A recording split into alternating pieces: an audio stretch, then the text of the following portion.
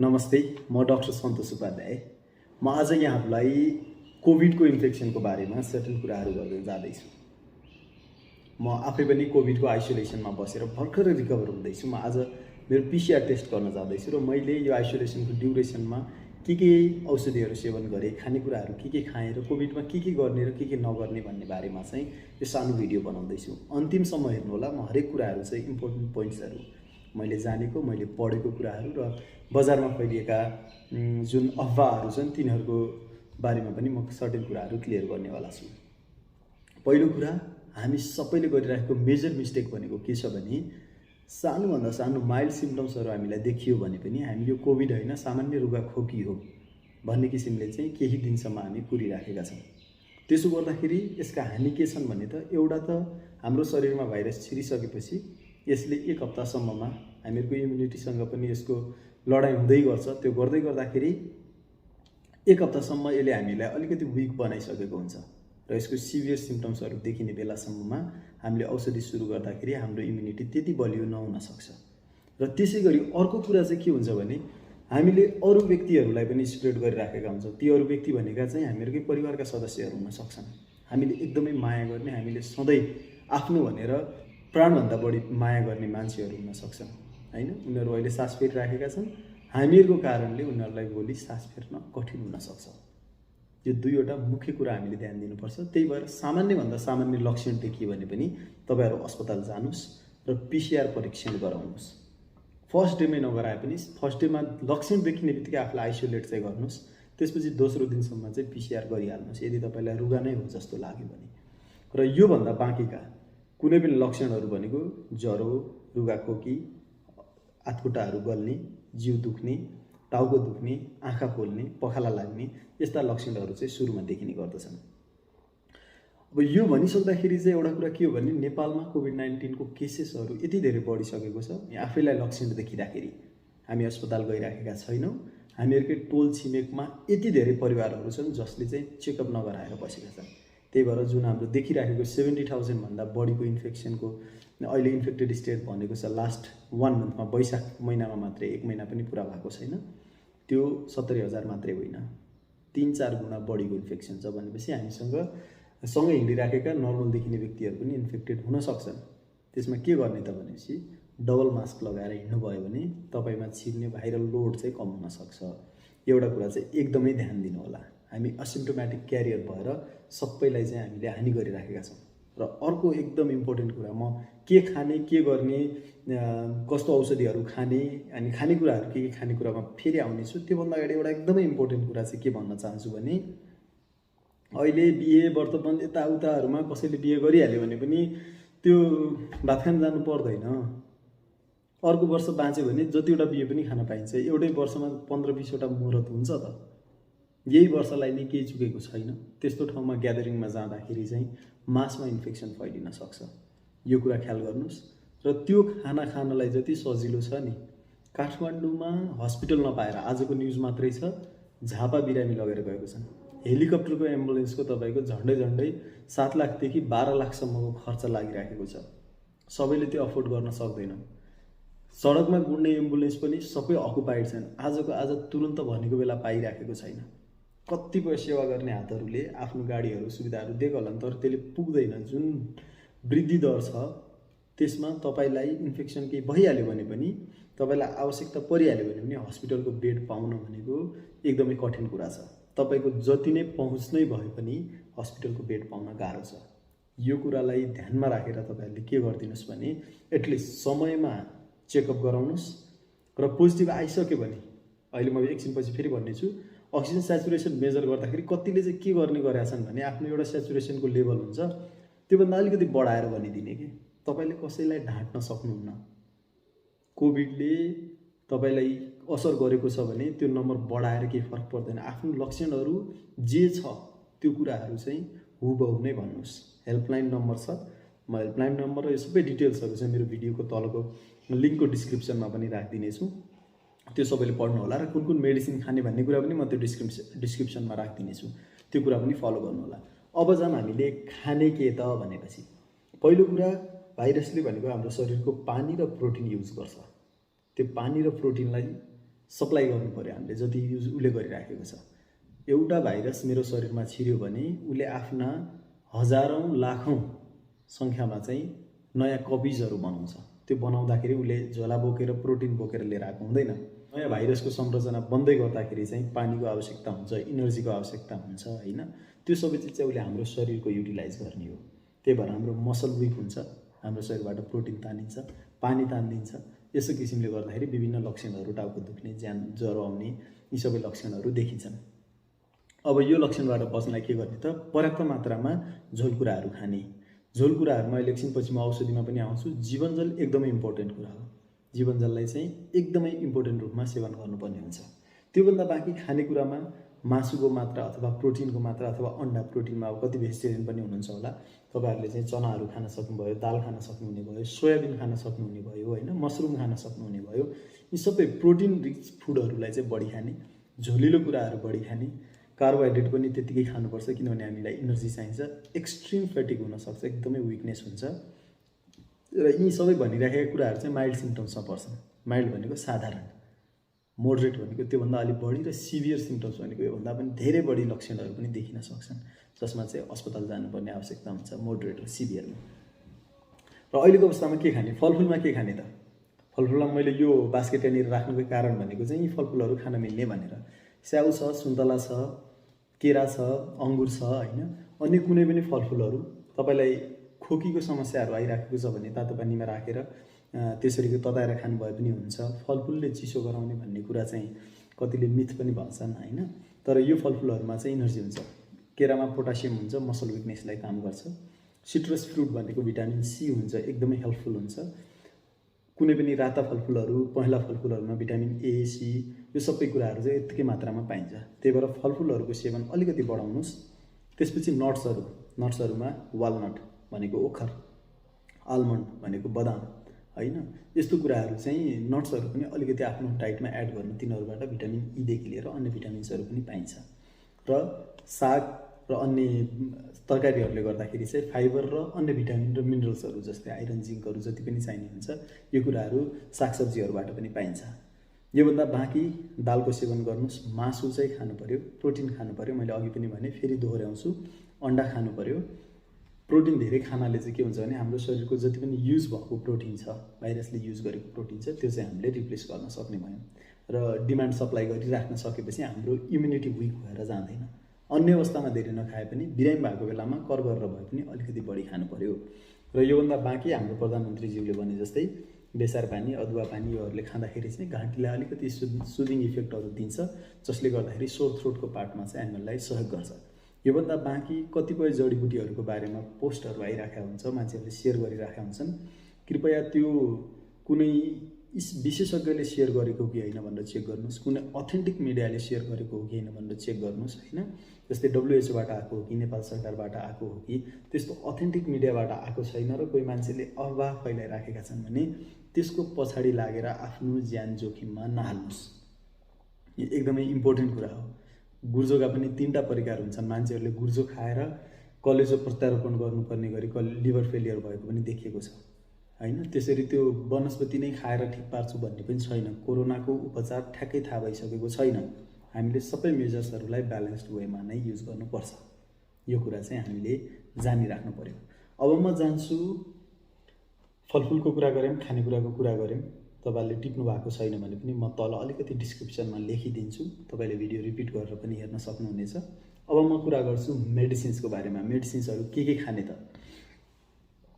Main त immunity boost गर्नको लागि हामीले मेडिसिन्सहरू दिइराखेका छौँ। त्यसमा के पर्छ भने मुख्य मेडिसिन्सहरू भनेको भिटामिन सी। यो चाहिँ तपाईँको चक्की हुन्छ, यसलाई यसरी चुसेर खान पनि मिल्छ, चपाएर खान पनि मिल्छ। भिटामिन सी को चक्की छ। कुन कति मात्रामा खाने म यहाँ साइडमा पनि लेखिदिन्छु र तल पनि लेखिदिन्छु, फेरि भन्छु पनि। र अर्को जिङ्क ट्याब्लेट छ, त्यो 10 मिलिग्रामको जिङ्क ट्याब्लेट हुन्छ, त्यो खान सकियो। र त्यसै गरी भिटामिन डी को क्याप्सुलहरू छ। अब तपाईँले पहिला कतिको सेवन गर्नुभएको छ त्यसले गर्दा डोज निर्धारण हुन्छ। भिटामिन बी कम्प्लेक्स आउँछ, यो बी कम्प्लेक्स पनि खानु पर्यो। र यो यसको अलावा चाहिँ तपाईँले अब सिम्टम्सहरू के देखिराखेको छ, ज्वरो धेरै आइरहेछ, प्यारासिटामोल खानु पर्यो। विकनेस धेरै भइराखेको छ, जीवनजल खानु पर्यो। रुगा खोकीको सिम्टम्स छ र सेचुरेसन ड्रप भएको छ भने म एकछिनपछि फेरि आउनेछु। त्यसपछि बल्ल हामी चाहिँ एन्टिबायोटिक्सहरू के कसरी सुरु गर्ने भन्ने कुरा गर्छौँ। त्यो सबै चिज चाहिँ आफैले बिना चिकित्सकको परामर्श चाहिँ नगर्नुहोस्। अहिलेको लागि चाहिँ के छ भने सबैले नर्मल मान्छेले पनि कोभिडको इन्फेक्सन हुनु पर्दैन, यो भिटामिनहरू चाहिँ सेवन गरिराख्न सक्नुहुन्छ। किनभने इम्युनिटी बुस्ट हुनलाई पनि एउटा टाइम लाग्छ। हाम्रो शरीरमा भिटामिन बी को मात्रा लेभलमा आउनलाई 35 देखि 40 दिन लाग्छ। भिटामिन डी पनि हामीले हप्ताको एउटा चक्की भनेर खान्छौँ, त्यो पनि 1 महिनासम्मको डोज हुन्छ। त्यही भएर अहिले सधैँ व्यक्तिले पनि यी भिटामिनहरू सेवन गर्नाले उहाँहरूको चाहिँ के हुन्छ त, कोभिड लागिहाल्यो भने पनि भोलिको दिनमा इम्युनिटी स्ट्रङ भएका कारणले गर्दाखेरि उहाँहरूलाई कम हानि हुन्छ। सकिन्छ भने परिवारमा एउटा अथवा दुईटा, किनभने कोभिड भएका र नभएका व्यक्तिहरूका लागि फरक फरक सेचुरेसन प्रोब युज गरेको राम्रो। हुन त हातबाट सर्दैन, तैपनि त्यो रेगुलर कन्ट्याक्ट एक्सचेन्ज किन गरिराख्ने भन्ने कुराका लागि दुईटा प्रोब भयो भने राम्रो। एक्लै हुनुहुन्छ भने पनि एउटा सेचुरेसनको लागि अक्सिमिटर, पल्स अक्सिमिटर भन्ने मेसिन पाउँछ। कुनै नक्कली खालका पनि छन्, एकदमै सस्तो खालको पनि नकिन्नुहोस्, किनभने त्यसले कहिलेकाहीँ रिडिङ फ्लक्चुएट देखाउँछ। एरर मार्जिन कति छ भन्ने किसिमले हेर्दाखेरि चाहिँ त्यस्तो खालको पल्स अक्सिमिटर तपाईँले किन्नुभयो हुन्छ। अलि पछिल्लो समयमा तपाईँको 1000 रुपियाँदेखि 2000 सम्म 2500 सम्म पाउँथ्यो भने अहिले 2000 देखि 4000 सम्म पल्स अक्सिमिटरको पर्छ, किनभने मार्केटमा अभाव छ, त्यो डिमान्ड सप्लाई गर्न सकिराखेका छैनन्। अक्सिमिटरमा हेर्ने र सेचुरेसन कति छ, यदि तपाईँको 94 भन्दा कम छ र 92 सम्म पुग्दैछ भने तपाईँ बोर्डर लाइनमा हुनुहुन्छ, माइल्ड र मोडरेट सिम्पटम्सको बोर्डर लाइनमा हुनुहुन्छ। त्यस्तो अवस्थामा प्रोनेसन पोजिसन भन्छौँ, घोप्टो परेर सुत्ने, आधी घन्टासम्म घोप्टो परेर सुत्ने, त्यसपछि लेफ्ट ल्याटरल साइडमा पल्टिने भन्छ। यो भनेको लेफ्ट साइड हो मेरो, बायाँ हातलाई तलतिर राखेर पल्टिने, यो भनेको लेफ्ट ल्याटरल साइड्सको पोजिसन हुन्छ। र अर्को भनेको चाहिँ अलिकति रेस्ट लागेर एङ्गल मेन्टेन गरेर त्यो तीनटा पोजिसनमा 30 मिनट्स चाहिँ तपाईँ बस्नुभयो भने त्यसले गर्दा तपाईँको सेचुरेसन बढ्न सक्छ। तर यतिले नै बढ्छ भन्ने छैन। यो भनेको चाहिँ 92 भन्दा तल जानुभन्दा अगाडि घरमै अपनाउने विधिहरू हो। एकपल्ट नाप्दैमा तपाईँको 88 देखियो भन्दैमा चाहिँ आत्तिनु पर्दैन। 15 मिनट 10 मिनटपछि रेस्ट गरेर फेरि नाप्नुहोस्। कन्सिस्टेन्टली 2-3 घन्टासम्ममा 92 भन्दा तल तपाईँको सेचुरेसन ड्रप हुन्छ भने त्यसलाई हामीले मोडरेट केस भन्छौँ। त्यो अवस्थामा चाहिँ हामीले हस्पिटल जानुपर्ने हुन्छ। अब कुरा गरौँ होम आइसोलेसनमा बस्दाखेरि कुन औषधि कसरी खाने भनेर। तपाईँ सुरु गर्नुहोस् भिटामिन बी कम्प्लेक्स, दिनको एउटा चक्की खाए हुन्छ, 1 महिनासम्मको डोज। तपाईँलाई अलिकति बढी समस्या छ भने भिटामिन बी हो, भिटामिन बीले त्यति फरक चाहिँ पार्दैन। सुरुको 1 हप्ता चाहिँ तपाईँले बिहान बेलुका खानुभए पनि हुन्छ, त्यसपछि फेरि एउटा डोज नै खाने। भिटामिन सी दिनको 2 पटकसम्म खान सकिन्छ। भिटामिन डी तपाईँले सकेसम्म हप्ताको एउटा गरेर डोज खाने हो, तर कोभिड लागिसकेको बिरामीलाई चाहिँ हामीले डेली भिटामिन डी दिएर 4 दिनको डोज दिन्छौँ। यो टिपिराख्नु होला, 4 दिनको डोज, दिनको एउटा खाने।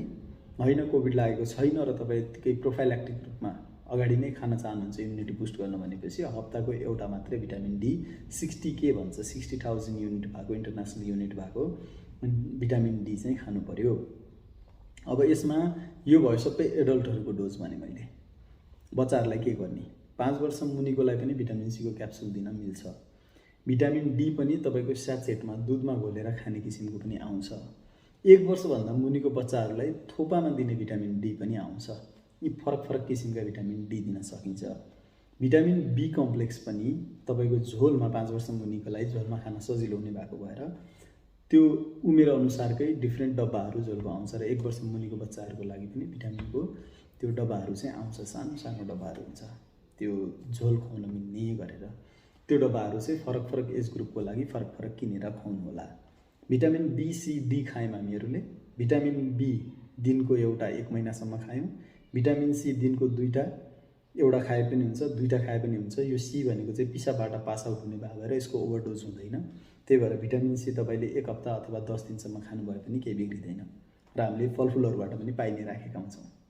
भिटामिन डी चाहिँ तपाईँको कोभिड इन्फेक्सन भइ नै सक्यो भने चाहिँ 4 दिन लगातार खाने र पहिला पास्ट 6 मन्थमा तपाईँले भिटामिन डी नै खानुभएको छैन र तपाईँको खानामा दुधको मात्रा कम छ र क्याल्सियमको मात्रा कम छ जस्तो पनि लाग्छ भने त्यो अवस्थामा पनि तपाईँले के गर्न सकिन्छ त 4 दिन लगातार एउटा चक्की खाने अनि सकियो। होइन भने हप्ताको एउटा चक्की खाएर भिटामिन डी हामीले खानु पर्यो। योभन्दा बाँकी भनेको चाहिँ अब जिङ्क ट्याब्लेट 10 mg को दिनको एउटा गरेर 10 दिनसम्म खानुभयो भने यसले तपाईँको इम्युनिटी बुस्ट गर्छ। अब तपाईँलाई खोकी लाग्यो, कोभिडको सङ्क्रमण छँदैछ, यसैमा खोकी पनि थपियो भने विभिन्न दबाईहरू छन्। तपाईँलाई हामीले कुनै कुनै दबाईहरू चाहिँ सबै चाहिँ खानु हुँदैन, सकेसम्म चिकित्सकको सल्लाह लिने। सुक्खा खोकी चाहिँ अलि बढी लागिराखेको छ भनेपछि, रुगा लागिरहेको छ, खोकी लागिरहेको छ भने फेक्सोफेनाडिन भन्ने एउटा दबाई छ, त्यो 120 र 180 mg को आउँछ। कुनै एउटा दबाई तपाईँको खोकी कति छ दिनको 2 पटक अथवा दिनको 1 पटक गरेर खान सकिन्छ। यो कुरालाई चाहिँ तपाईँले अनलाइन कन्सल्टेसन गर्नुहोस्। त्यो अनलाइन कन्सल्टेसनको लागि पनि मैले यो एउटा पोस्टर लास्टमा राखिदिनेछु। एउटा अनलाइन कन्सल्टेसनका थुप्रै ठाउँ छन् जहाँ पनि गर्न सक्नुहुन्छ। हामीसँग परामर्श गर्ने भए चाहिँ यो थ्रु तपाईँले कन्सल्टेसन गर्न सक्नुहुन्छ। कति खाने भनेर हामी त्यसमा भनिदिन्छौँ। फेक्सोफेनाडिन 120 र 180 mg को विभिन्न कम्पनीका प्रोडक्टहरू छन्, कम्पनीको नाममा नजानुहोस्, केमिकल चाहिँ फेक्सोफेनाडिन हुनु पर्यो, त्यो खानुहोस्। त्यसपछि तपाईँलाई रुगाखोकीको अलिकति असर बढी देखेको छ भने कतिले चाहिँ एजिथ्रोमाइसिन भन्ने एउटा एन्टिबायोटिक छ अनि डक्सिसाइक्लिन भन्ने अर्को एन्टिबायोटिक छ। यो दुईटै एन्टिबायोटिक्स चाहिँ ऱ्यान्डमली खाइदिइराखेका छन्। तपाईँहरूलाई एउटा कुरा एकदमै इम्पोर्टेन्ट के जानकारी गराउन चाहन्छु भने एन्टिबायोटिकको कोर्स सुरु गरेर कम्प्लिटली ब्याक्टेरिया अथवा भाइरस त्यतिकै मार्दैन। एन्टिबायोटिक्सले ब्याक्टेरियालाई नै मार्न सकेन भने त्यसबाट हाम्रो रेजिस्टेन्ट भेराइटीको ब्याक्टेरिया झनै बलिया किसिमका कीटाणु हुन्छन्। जस्तै अघिल्लो कोभिडभन्दा अहिलेको कोभिड बलियो भएर आएको छ नि, त्यस्तै चाहिँ ब्याक्टेरियाहरू बलियो हुँदै जाँदाखेरि पछि यिनै एन्टिबायोटिक्सहरूले हामीले ती कीटाणुहरू मार्न सक्दैनौँ। त्यसलाई एन्टिबायोटिक रेजिस्टेन्स भन्छ। यो अहिले ऱ्यान्डमली सेवन गर्नाले चाहिँ एन्टिबायोटिक रेजिस्टेन्स बढ्ने सम्भावना धेरै छ र संसारको ग्लोबल च्यालेन्ज भन्छ 2050 सम्ममा एन्टिबायोटिक रेजिस्टेन्स भनेको वर्ल्डको सबैभन्दा ठुलो मेडिकल समस्या मानिन्छ। त्यही भएर चाहिँ ऱ्यान्डमली एन्टिबायोटिक्स चाहिँ नखानुस्। नभए एजिथ्रोमाइसिन 500 mg को तपाईँलाई खोकी धेरै लागेको छ भने डक्टरको परामर्श लिएर तपाईँले दिनको एउटा 3 अथवा 5 दिनसम्म हामीले अवस्था हेरेर त्यो प्रिस्क्राइब गर्छौँ, त्यो एउटा औषधि खान सकिन्छ। त्योभन्दा पनि अब यसमा पनि तपाईँको पहिलो हप्ता, दोस्रो हप्ता र तेस्रो हप्तामा के गर्ने भन्ने कुरा छ। त्यो भएर चाहिँ तपाईँहरूले ऱ्यान्डमली औषधिहरू चाहिँ नखानुस्। अब अनलाइन कन्सल्टेसनमा हस्पिटल नै पुग्न पाउनु भएको छैन भने त्यो बेलामा चाहिँ हामीले घरमै पनि सेचुरेसन मेन्टेन गरिराख्ने, घरमै अक्सिजन दिन मिल्छ भने दिएको बेलामा हामीले चलाउने दबाईहरू हो डक्सिसाइक्लिन यो अथवा कतिले स्टेरोइड पनि यतिकै खाइराखेका रहेछन् होइन। डेक्जामेथासोन भन्ने स्टेरोइड छ। यो भनेको चाहिँ सिभिरिटी हेरेर पहिलो हप्तामै कतिले खाइदियो भने यसले गर्दाखेरि झन् हाम्रो फ्लेयरअप गराउँछ, यसलाई झन् गाह्रो गराउँछ। त्यही भएर कुन टाइममा सुरु गर्ने, कसरी गर्ने भन्ने कुरामा चाहिँ चिकित्सकको परामर्श लिन जरुरी हुन्छ। अहिलेलाई मैले भनेको तपाईँलाई free advice vitamin B, C, D र जिङ्क। यसमा पनि सी र जिङ्क भनेको चाहिँ मोस्ट इम्पोर्टेन्ट फ्याक्टर हो, तर बी र डी पनि एक्स्ट्रा खाइराख्नुहोस्, किनभने भिटामिनको मात्रा शरीरमा मेन्टेन भइराख्यो भने त्यसले इम्युनिटी बेटर नै गराउँछ। एउटा अक्सिमिटर तपाईँसँग हुनु पर्यो र एउटा चाहिँ थर्मोमिटर तपाईँसँग हुनु पर्यो। त्यसबाट चाहिँ तपाईँले आफ्नो जाँच गर्न सक्नुहुन्छ। यो सबै चिज गरेर हामीलाई कोभिड लाग्दैन भन्ने होइन, लाग्न सक्छ। यति गर्दा गर्दै पनि सिभियर हुनसक्छ। त्यस्तो अवस्थामा चाहिँ के गर्ने, हस्पिटल जान अहिले पाउन गाह्रो छ। तपाईँलाई अलिकति पनि लक्षण सिभियर भएको छ भन्ने जस्तो लाग्यो भने तुरुन्तै हस्पिटलको खोजी गरिहाल्नुहोस्। बेड पाउन मुस्किल छ, त्यही भएर जहाँ सकिन्छ त्यहाँ पुग्नु पर्यो र त्यहाँ पुगिसकेपछि पनि त्यहाँ पनि स्वास्थ्य कर्मीहरूको अभाव छ र स्वास्थ्य कर्मीहरूले पनि कतिजना बिरामीलाई हेर्न सक्ने भन्ने कुरा हुन्छ। बिहानदेखि बेलुकासम्म म आइसोलेसनमा बस्दाखेरि दिनभरि फोन रिसिभ गर्दा गर्दै म थाकिसकेको थिएँ। म हरेक दिन थाक्छु, तर म प्रयास गरिराखेको छु, किनभने सकेसम्म हामीले सहयोग गर्ने हो। अहिलेको अवस्था भनेको चाहिँ घरमा बस्नुहोस्, आफूलाई नलाग्दासम्म आफै मरेर नै यो कस्तो डेन्जर रहेछ भन्ने फिल गर्नु जरुरी छैन। भाग्यमानीले देखेर चित्छ, अभागी परेर चित्छ भन्ने एउटा नेपाली उखान छ। यो उखानलाई ध्यान दिनुहोस्, भाग्यमानी बन्नुहोस्, देखेर नै चेतौँ, घरमा बसौँ, सुरक्षित भएर बसौँ। र अर्को एकदम इम्पोर्टेन्ट कुरा, नखान पर्ने कुरा चाहिँ मैले छुटाएको छु। रक्सीको सेवन गर्दै नगर्नुहोस्। कहिले हो कोरोना रक्सीले मार्छ भनेर रक्सी सेवन गरे पनि पाइहाल्छ। रक्सीले डिहाइड्रेसन बढाउँछ र डिहाइड्रेसनले गर्दाखेरि झनै सिभियर गराउँछ। त्यही भएर रक्सीको सेवन नगर्नुहोस्, पानीको मात्रा सेवन बढी गर्नुपर्छ र सकिन्छ भने धेरै कफीको मात्रा पनि नलिनुहोस्। त्यसले गर्दाखेरि मुटुको धड्कन बढाउने र अलि एन्जाइटीहरू बढाउने कामहरू गर्छ।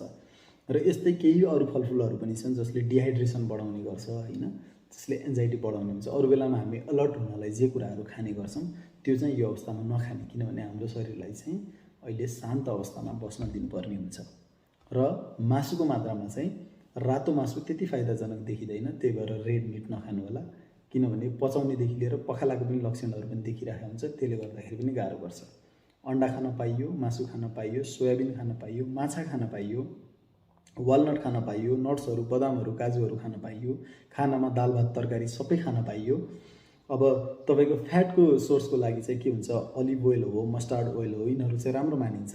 भेजिटेबल्सहरू सबै थरीको जुन खाँदा पनि हुन्छ। तपाईँको सिट्रस फ्रुटहरू, सागसब्जीहरू खानु पऱ्यो, सुन्तला, मुन्तला, अनार होइन, मौसमीहरू, यो सबै चिज खान मिल्छ। स्याउ खानु पऱ्यो, सबै कुराहरू खानु पऱ्यो। यति चिज खाइसकेपछि पनि जीवनजल सबैभन्दा इम्पोर्टेन्ट औषधि हो, यो जीवनजल पनि खाने। कोकोनट वाटर भन्छ, त्यो पनि राम्रो मानिन्छ, तर हाम्रो यहाँ पाइँदैन। त्यही भएर यति कुरा चाहिँ खानु पऱ्यो। र अर्को एकदम इम्पोर्टेन्ट कुरा चाहिँ दिनको 6 देखि 8 पटकसम्म चाहिँ तपाईँहरूले खाना खानुभयो भने पनि राम्रो मानिन्छ है। त्यही भएर दिनको 6 देखि 8 चोटिसम्म खाना खाने। र तपाईँलाई अलिकति लक्षण के छ भने त्यो विकनेस भइराखेको बेलामा सकिन्छ भने योगा त हामीले गर्नै पर्यो है। अनुलोम विलोम पनि फाइदाजनक देखिएको छ, र जिन्जर टीहरू यस्तो कुराहरू पनि छँदैछ। योगाका सँगै चाहिँ बिहान सिम्पल स्ट्रेचिङ गर्न सक्नुभयो भने, ज्वरो आइराखेको छ, कमजोरी फिल भएको छ भने नगर्नुहोस्। अन्यथा ज्वरो घटेको बेलामा त्यस्तो भने तपाईँले स्ट्रेचिङ गर्नुभयो भने तपाईँको मसलहरू क्र्याम्पहरू नहुने समस्या हुनका लागि चाहिँ त्यो क्र्याम्प नहुन दिनलाई चाहिँ मसल स्ट्रेचिङले राम्रो काम गर्छ। र यति कुरा चाहिँ तपाईँहरूले ध्यान दिनुभयो भने हामीले कोभिडसँग मिलेर लड्नुपर्ने छ। यो धेरै लामो भिडियो भएछ, मैले बोल्दै नै बाफ लिन नबिर्सिनु होला, यो पनि भन्न बिर्सिएँ। अब मैले भनेका कुराहरू तपाईँले यो भिडियो हेर्दै गर्दाखेरि एउटा कपी राखेर पोइन्ट वाइज लेखिराख्नु भए पनि हुन्छ, र म पनि त्यही कति डिस्क्रिप्सनमा नै लेखिदिन्छु। त्यो डिस्क्रिप्सनलाई कपी गरेर प्रिन्ट गर्नुभए पनि हुन्छ, अथवा मेरो इन्स्टाग्राममा तपाईँ जानुभयो भने म इन्स्टाग्राममा डिस्क्रिप्सनहरू लेखिदिन्छु, अथवा मेरो फेसबुकमा डिस्क्रिप्सनहरू म लेखिदिन्छु। युट्युबबाट ती माध्यमहरूबाट पनि तपाईँले यी डिटेल्सहरू पाउन सक्नुहुन्छ। र यति नै हो। सबैजना स्वस्थ रहनुहोस्। म अब टेस्ट गर्न जाँदैछु, नेगेटिभ आयो भने फेरि सेवामा खट्नेछु। अहिलेसम्म अनलाइन कन्सल्टेसन दिइराखेको छु, र तपाईँहरूलाई म अनलाइन कन्सल्टेसन पनि दिनेछु। र यति भन्दै गर्दाखेरि एउटा प्याकेज हामीहरूकै टिमले एउटा बनाएको छ, जसमा चाहिँ पल्स अक्सिमिटरदेखि लिएर सबै कुराहरू आवश्यक पर्ने यी औषधिहरूको एउटा प्याकेज बनाएका कारणले गर्दाखेरि त्यो प्याकेजको डिल पनि म यतै राखिदिन्छु, अथवा मेरो इन्स्टाग्राम अथवा फेसबुकमा पनि हेर्न सक्नुहुन्छ। र त्यहाँबाट चाहिँ तपाईँहरू हामीसँग अनलाइन कन्सल्टेसनबाट पनि जोडिन सक्नुहुन्छ। होम आइसोलेसनमा बस्नुभएको छ भने घरमै बसेर तपाईँले हस्पिटल जाने खर्च पनि गर्नु परेन, एम्बुलेन्सको खर्च पनि गर्नु परेन। फोनमा कुराकानी गरेर यति सामानहरू तपाईँसँग छ भने यही औषधिलाई कसरी सेवन गर्ने, कसरी म्यानेज गर्ने, तपाईँहरूलाई हामी कन्सल्ट गर्न सक्छौँ।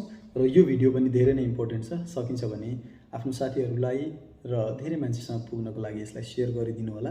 र तपाईँहरूको केही अन्य क्वेसनहरू छ भने तल युट्युबको कमेन्ट बक्समा पनि मलाई क्वेसन सोध्न सक्नुहुनेछ, म त्यसको जवाबहरू तपाईँहरूलाई दिनेछु। म फेसबुक, इन्स्टाग्राम, टिकटक रिसेन्टली र युट्युब, यो 4वटै सोसल मिडियामा एक्टिभ छु। तपाईँहरूको सल्लाह, क्वेसन अथवा केही कुराहरू चाहिँ म त्यसमा जवाब दिनेछु आफ्नो जानकारी भएअनुसार। हस्, यति भन्दै तपाईँहरू सबै स्वस्थ रहनुहोला। थ्याङ्क यू सो मच, धन्यवाद।